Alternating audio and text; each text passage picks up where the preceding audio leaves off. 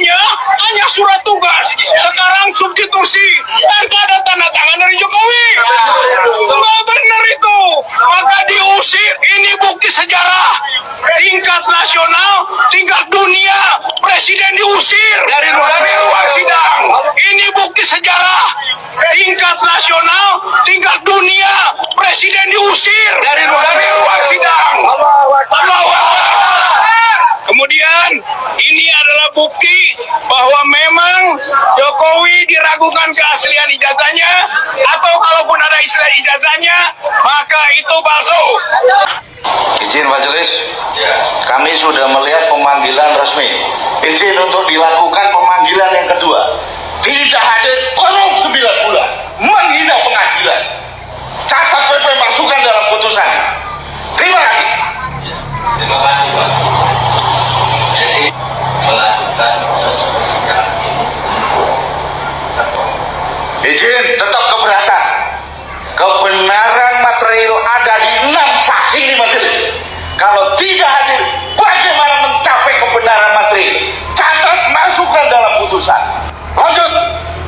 Pemirsa, pengacara asal Klaten yang juga alumni Fakultas Hukum UGM menggugat Presiden ke-7 Joko Widodo terkait ijazah.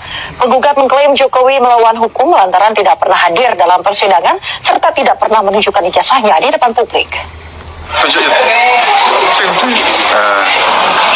Sidang perdana gugatan terhadap Presiden ke-7 Joko Widodo digelar di Pengadilan Negeri Solo pada Selasa siang.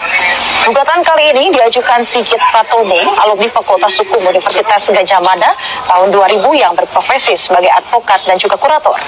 Menurut kuasa hukum penggugat, Jokowi dianggap melawan hukum lantaran tidak pernah hadir dalam sejumlah persidangan serta tidak pernah menunjukkan ijazah aslinya di persidangan. Sementara kuasa hukum Jokowi membantah bahwa kliennya melawan hukum. Menurutnya, dari beberapa putusan sidang terkait ijazah, tidak ada amar putusan yang memerintahkan Jokowi untuk memperlihatkan ijazahnya di persidangan maupun di depan publik. Pak, tadi responnya seperti apa, Pak? Terkait yang... Ya, juga saya sampaikan kalau ijazah asli itu diminta hakim, diminta pengadilan untuk ditunjukkan, saya siap untuk datang dan menunjukkan ijazah asli yang ada. Ya, tapi hakim yang meminta, pengadilan yang meminta. Respon mereka tadi seperti apa, Pak, mendengar jawaban Bapak? Ya, terima kasih. Yang beredar kan banyak. Pamit. Ya. Ada yang beredar. Setiap kali ini negara hukum. Kalau negara hukum itu adalah negara ketika semua orang dianggap bajingan. Kan itu buruknya kan. Kacau kan. Saya ulangi ya, negara hukum itu adalah negara ketika semua orang dianggap bajingan. Ya memang itu yang terjadi. Nanti ada doktrin equality before the law, semua orang sama di depan hukum. Padahal prinsip equality before the law bukan semua orang sama di depan hukum, tetapi hukum harus sama diakses oleh orang yang berbeda. Orangnya memang berbeda. Tentu kedudukan saya sebagai orang negara berbeda dengan yang punya pulau reklamasi. Dia punya status lebih tinggi, maka dia nggak sama dengan saya, nggak ada soal. Tetapi akses saya ke hukum harus sama. Jadi akses yang harus sama, bukan orangnya yang harus jadi sama. Nggak ada kita semua dipukul rata oleh hukum, nggak. Hukum harus bisa diakses dengan cara yang sama oleh orang yang berbeda. Itu namanya equality before the law itu. Itu hal yang simpel, yang kadang-kala salah diucapkan oleh politisi karena memang cuma mau gagah-gagahan equality before the law. Ya teman-teman, selamat datang kembali di channel kita. Tadi barusan kita menyaksikan sebuah video yang sangat menarik, di mana ini adalah tentang kasus daripada ijazah Jokowi, teman-teman, yang tidak akan pernah bisa berhenti dan saat ini juga sedang bergulir atau memanas di kalangan publik, di mana yang istilahnya tidak ada kejelasannya, teman-teman, atau tidak ada kepastian daripada ijazahnya ini. Kalau misalnya kemarin-kemarin sudah ditunjukkan, sudah diperlihatkan, mungkin sampai detik ini, sampai sekarang ini, ya rasa penasaran publik terutama para penggugat pun tidak akan ada atau tidak seperti saat ini. Nah teman-teman, kalaupun dia kemarin sudah pernah mengatakan saya memang benar-benar sudah menjalani pendidikan, bahkan dia sempat mengatakan, teman-teman, akan saya tunjukkan dan akan saya bawa nanti ijazah saya dimulai dari SD, SMP, SMA hingga perguruan tinggi teman-teman. Kalau orang itu orang terpenting, terutama ini adalah kejaksaan atau hakim yang istilahnya meminta untuk menunjukkan ke publik ijazah tersebut. Nah teman-teman, itu mungkin ada syaratnya, tidak bisa di foto, tidak bisa di apa teman-teman, mungkin itu ada istilahnya menjaga daripada informasi daripada kepribadian mantan presiden kita ini. Nah teman-teman, kasus ini sudah lumayan lama ya, sudah bertahun-tahun semenjak katanya ini dipermasalahkan semenjak menjadi daripada wali kota Solo. Ini masalah ijazahnya sudah digugat oleh orang-orang atau oknum-oknum orang tertentu yang memperkeruh situasi, tetapi pada saat itu sempat padam ya istilahnya. Tetapi pada akhirnya juga ada salah satu orang yang berani, sangat luar biasa sekali menggugat. Kita tidak tahu apa maksud daripada atau tujuan mereka melakukan itu kepada mantan presiden kita. Nah, tanpa berlama-lama teman-teman, mari kita baca beberapa tanggapan yang sudah dicantumkan di sini. Di sini dikatakan kasus dugaan ijazah palsu Presiden ke-7 RI Joko Widodo atau Jokowi memasuki babak baru, di mana penyidik Polda Metro Jaya melimpahkan kembali berkas perkara dengan tersangka Roy Suryo dan Dr. Tifa ke Kejaksaan Tinggi DKI Jakarta untuk dinyatakan lengkap atau P21. Kuasa hukum Jokowi memastikan ia akan hadir di persidangan untuk menunjukkan ijazah aslinya.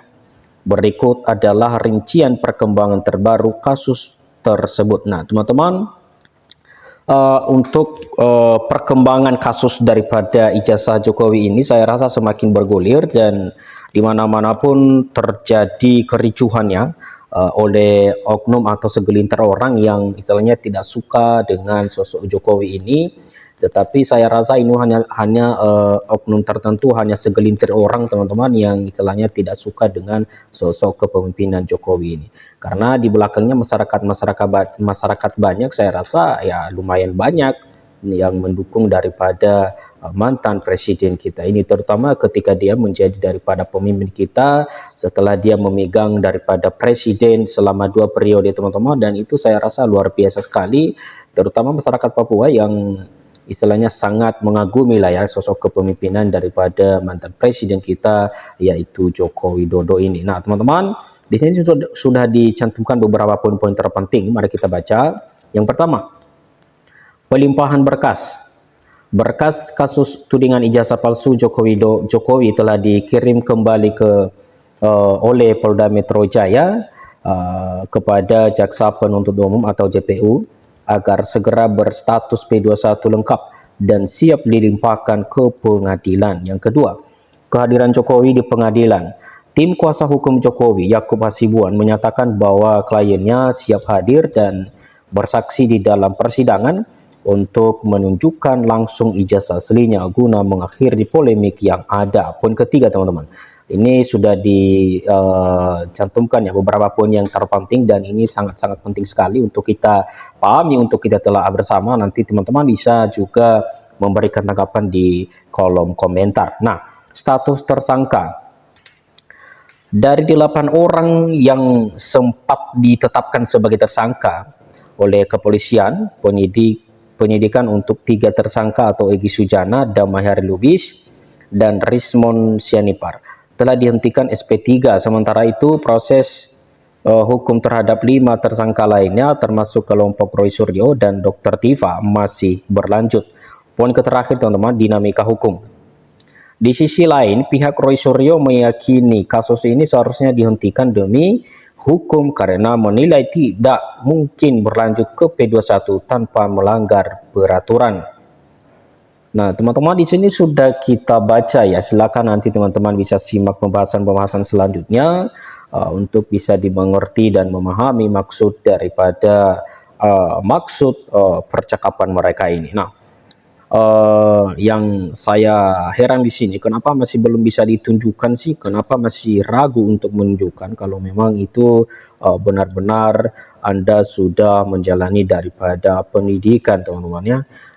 Kalau misalnya pun sudah ditunjukkan, ya saya rasa sejauh ini tidak ada lagi masalah sih kalau menurut saya.